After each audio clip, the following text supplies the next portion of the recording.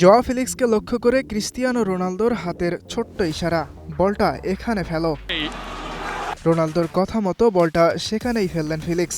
CR7ও সেই বরাবর রান নিলেন। এরপর চিতার মতো লাফিয়ে উঠলেন। বল পর্তুগিজ মহাতারকার মাথা ছুঁয়ে ছুটল জালের দিকে। আল আহলির গোলরক্ষক মেন্ডি ও ডিফেন্ডারদের তাকিয়ে দেখা ছাড়া আর কোনো উপায় ছিল না।